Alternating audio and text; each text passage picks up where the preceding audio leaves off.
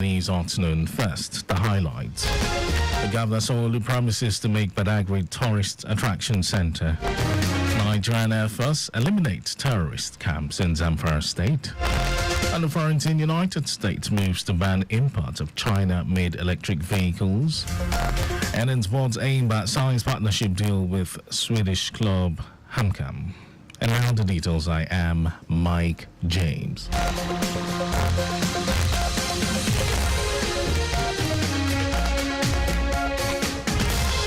The Lagos State Governor Babajide Sanwo-Olu says his administration will make Lagos, especially Badagry axis of the state, a tourist attraction. Governor Sanwo-Olu stated this after his visit to some historical sites in Badagry, Lagos West Central District of the state, accompanied by some of his cabinet members and lawmakers in the state.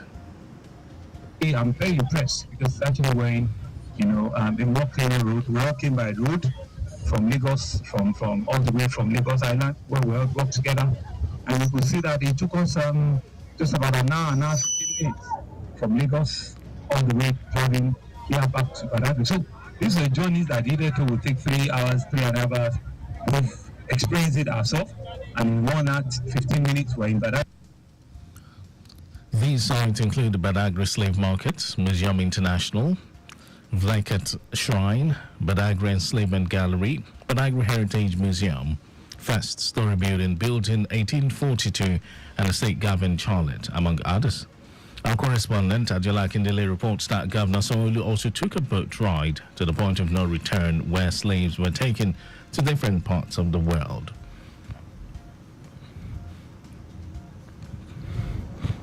The state government has appealed to all drivers, particularly those navigating the newly rehabilitated Third Mainland Bridge, to adhere to designated speed limits of 80 km per hour.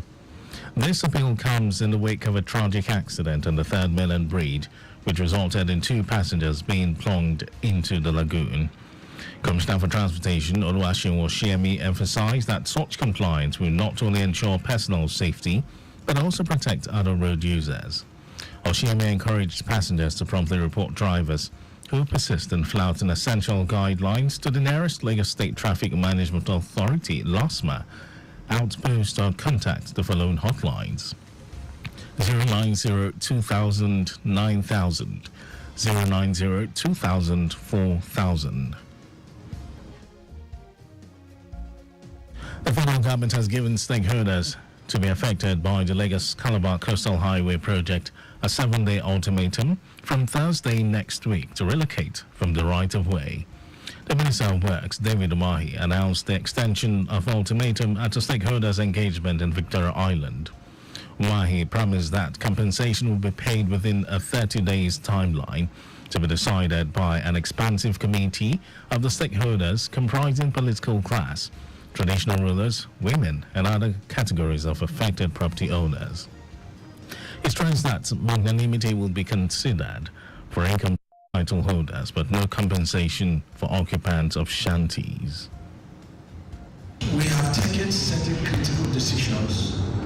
We have compelled the gazetted route, and then we've compelled it with the realigned route. And then the chain is as strong as the weakest link. Which area is the side of least resistance? The coast belongs to the federal government by reason of the act of the federal government and the latest Supreme Court judgment that says from the shoreline to 250 meters backwards belongs to the federal government. He granted reviews of some alignments requested by some of the stakeholders around the Bejuleki Jakale Estate, Aja, to prevent huge economic losses. The minister noted that the project will be a national asset, coming at a time the country needs foreign direct investment to regrow the economy. Our correspondent Abiola Fagbalagun reports that the forum attracted prominent traditional rulers, the political class, and other stakeholders in Etiosa and Ibejuleki council areas. And now to the rest of the stories. The Nigerian Air Force has bombed 3 terrorist camps in Zamfara State, eliminating several insurgents. According to NAF spokesman Edward Gapquet, the operation was conducted by the air component of Operation Hadarin Daji, GAPQuet said the camps destroyed belonged to terrorist kingpins Abdullahi Nasanda in Zumi, Malam Tukor in Gusau, and another in Maradun local government areas of Zamfara state. He said intelligence, surveillance, and reconnaissance missions were conducted on Nasanda's camp, where terrorist activities were sighted and their hidden motorcycles. A High Court sitting in Ikeja, Lagos, has granted bail to former governor of the Central Bank of Nigeria, CBN, Godwin Emefiele, in the sum of 50 million naira. In his ruling on the bail application, the judge, Ramon Oshodi, admitted Emefiele on bail with two shorties in like sum. It will be recalled that Emefiele is facing trial in Lagos on a 26-count charge bordering on abuse of office. Emefiele had earlier pleaded not guilty to the count charge bordering on abuse of office brought against him by the Economic and Financial Crimes Commission, EFCC. And in some foreign news, President Joe Biden has been urged to ban imports of Chinese-made electric cars to the United States. The chairman of the Senate Banking Committee, Sherrod Brown, said Chinese electric vehicles are an existential threat to the American auto industry.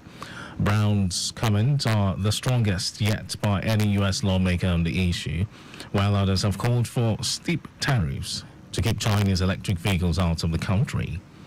In February, the White House said the U.S. was opening an investigation into whether Chinese cars pose a national security risk. Senator Brown, who is a Democrat from the car-producing state of Ohio, is seeking to win the fourth term in office in November's election. And over to sports news, Nigerian champions Eimba have entered into partnership with Swedish club Hamkam FC.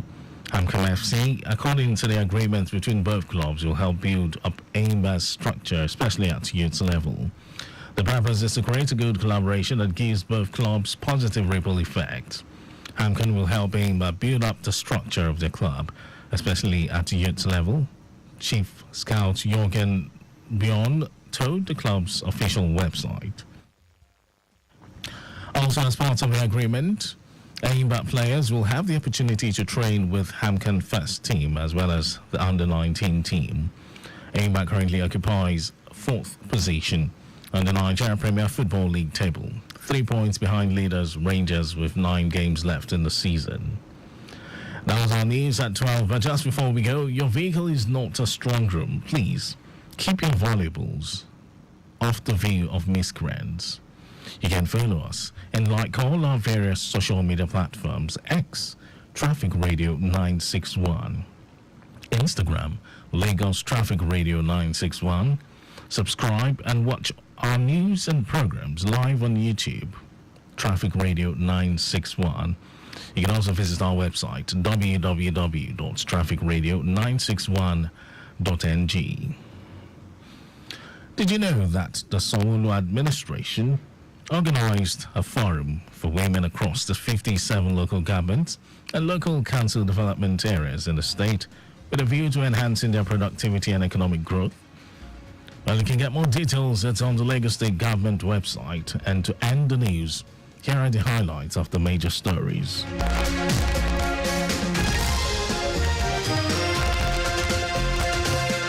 Lagos State Governor Babajide Sanwo-Olu has announced that his administration will make Lagos, especially Badagry axis of the state, a tourist attraction. The Nigerian Air Force has bombed 3 terrorist camps in Zamfara state, eliminating several insurgents. And I also told you that President Joe Biden has been urged to ban imports of Chinese-made electric cars to the United States. And then in sports, Nigerian champions Eimba have entered into partnership with Swedish club Hamkam FC. And for contacts with the newsroom, send a message to info@trafficradio961.ng. That ends the news broadcast. It was compiled by Zainab Adibeshin. My name is Mike James. Beautiful Friday afternoon to you, Lagos. It's now time for me to step aside for Micah Arocha. He will be here to take you through GNI and Go. Do have a wonderful time, Lagos.